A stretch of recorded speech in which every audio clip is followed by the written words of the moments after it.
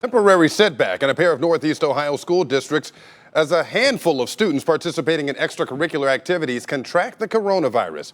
Mayfield Heights just pulled the plug on its football program until further notice after a pair of players tested positive for COVID-19. And Frank, over in Kirtland, nearly a dozen high school marching band members are currently in quarantine. The volleyball program also suspended after a player who is also a musician also tested positive. As News 5's Mike Brookbank tells us, an infectious disease researcher is now calling on districts to take a timeout.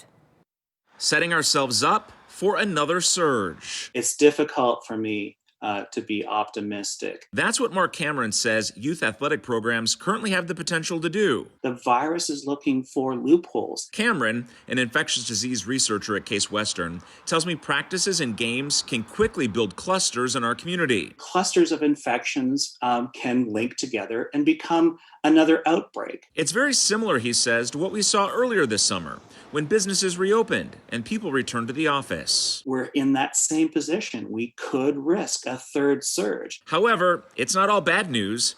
Cameron points out two bright spots, as now a growing number of school districts suspend or delay activities.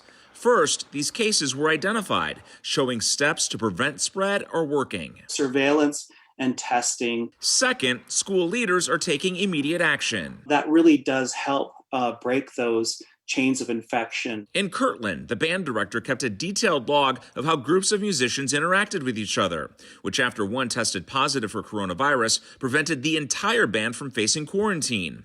11 members are isolated now until September 5th. It's another great sign to see that type of proactive measure. Cameron expects other schools will see cases, especially right now, with hundreds of new coronavirus cases reported in Ohio each day.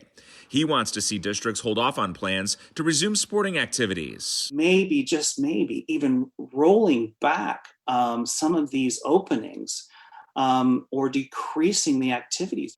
Some parents in Mayfield Heights, it's right on our back doorstep, like Paul Abu Hassan, we got to do what's right and safe for our kids. Feel there's a rush to return to fall sports. It's not safe enough yet for our kids to come back here. This uptick in cases on school campuses worries some for Mark Cameron as we get ready to enter cold and flu season. So we really got to get this right now. Reporting for News 5, I'm Mike Brookbank.